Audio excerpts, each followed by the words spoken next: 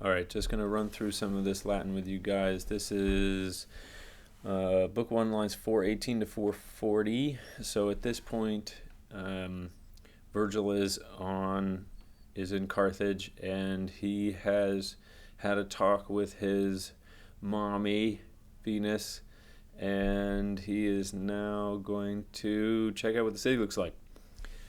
This Latin comes from the Latin library, so it doesn't have macrons on it. So when you're looking at your text, you'll see macrons.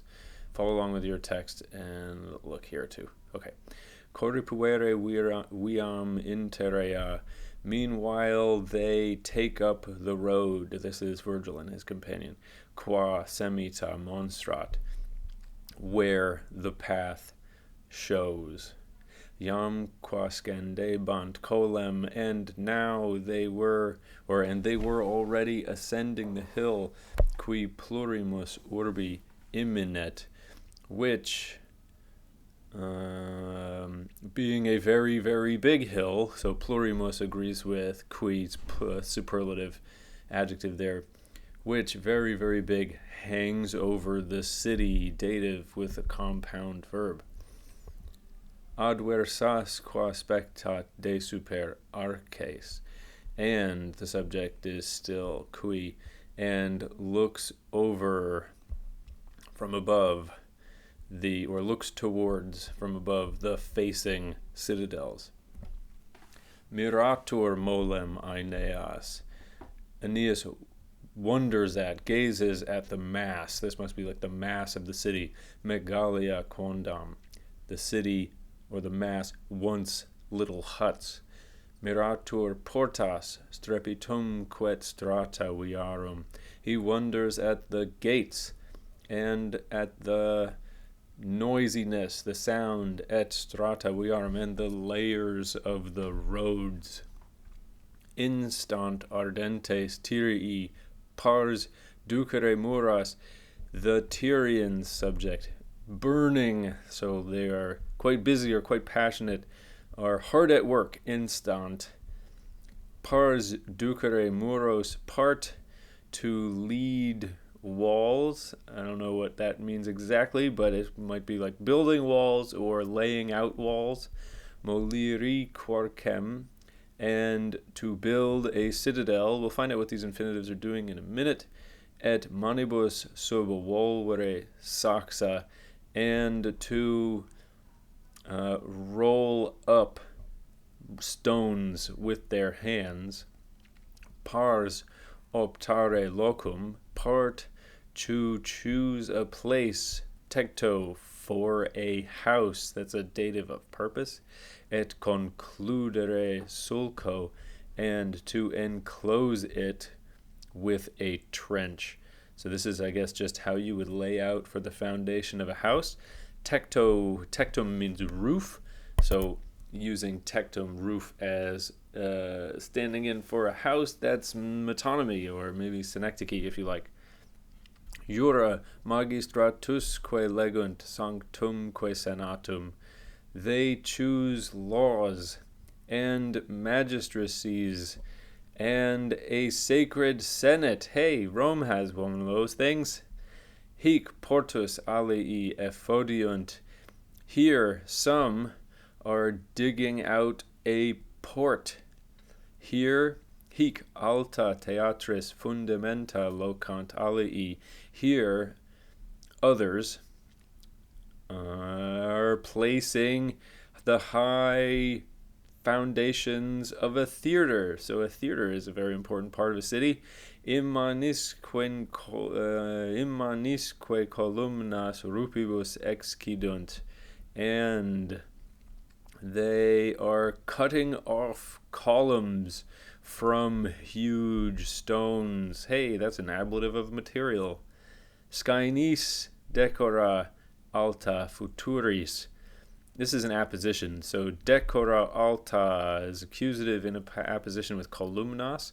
So they're cutting off columns, the columns which are tall decorations for future sets for sets about to be, sets that will be in the future. So they're building a theater, and part of the set of the theater will be these huge columns. Now we get into this extended simile. Did we never get back to these infinitives? What are these infinitives doing here? They're coming from instant. What kind of infinitive is that then? They hasten to lead. An epexegetical infinitive? I don't know. Maybe it's a...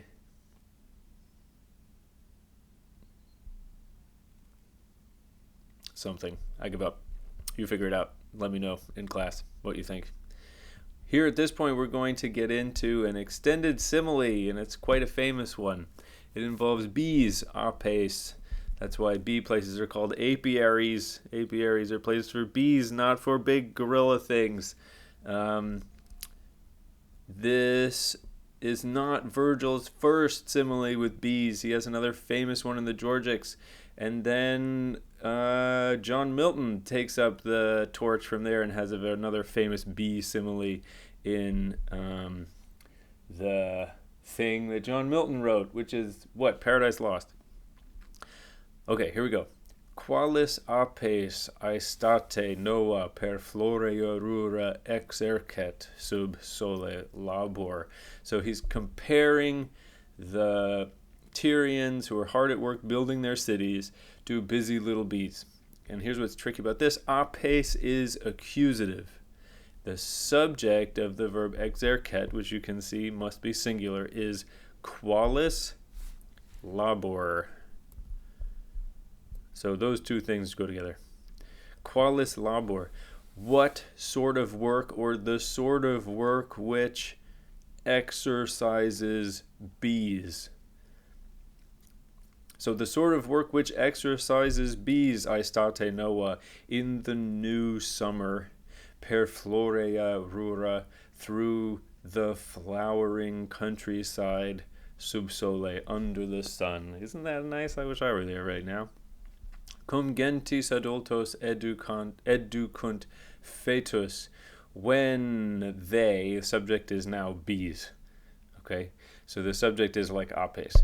When they lead out the grown offspring of their race, or when they out cum liquentia mela stipant, or when they drip liquid honeys et dulci distendunt nectare celas, and distend.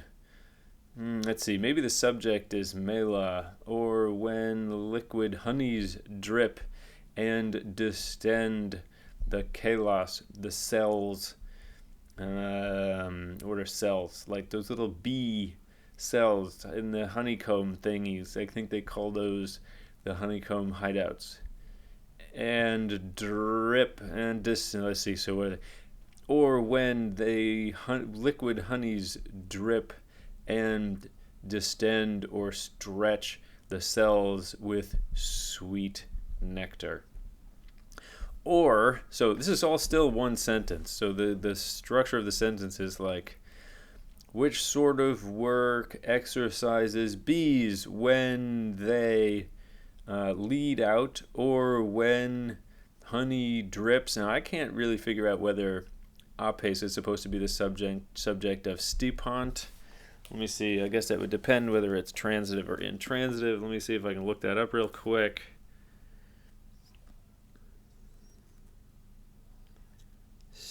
Stipo.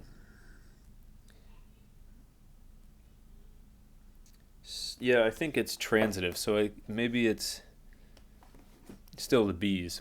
Okay, so when they stuff liquid honey, or distend and stretch the cells with sweet nectar, or onera cipiunt venientum, or receive the burdens of those coming. That's a present active participle in a genitive plural.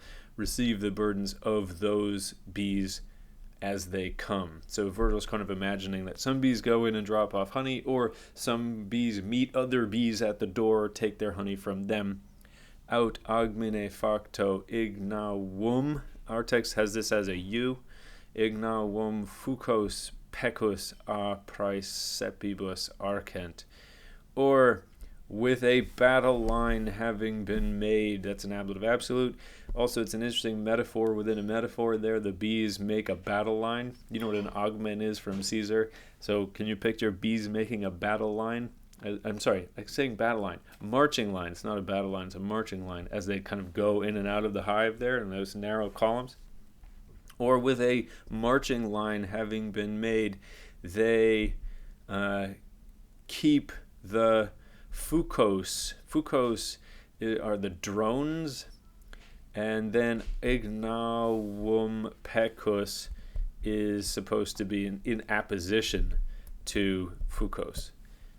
So, fucos ignavum pecus, they keep the drones, the lazy herd, from the hives, ablative separation. Feruet opus, the work is fervent, the work is lively. Redolentque tumo fragrantia mela, and the fragrant honey smells with time. Smells in the passive sense. Smells good. The honey, fragrant, smells with time, ablative of means or something. This is Vergil speaking. O fortunati quorum iam moenia sorgunt. That's a big line. Oh, lucky bastards, whose walls are rising now. What's significant about that? Because it's Vergil's job to found a city, and he's got to do all this stuff. He's got to make houses, and he's got to turn huts into a big molem, and he's got to make laws in the Senate and stuff, and he's supposed to make a theater and all that business, and that sounds like hard work. And he's like, oh, they're already doing it. That would be so convenient if that were already happening for me.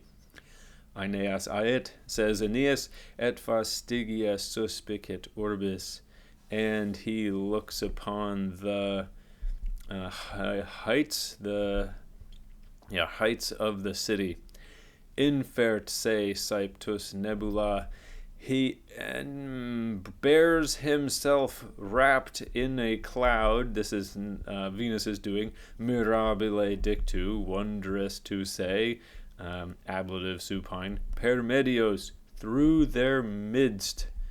Miscetque viris, and he mixes with the men. Neque cernitur uli, nor is he seen by any. That's an ablative. Okay, that's all for now. Talk to you in class later. Bye-bye.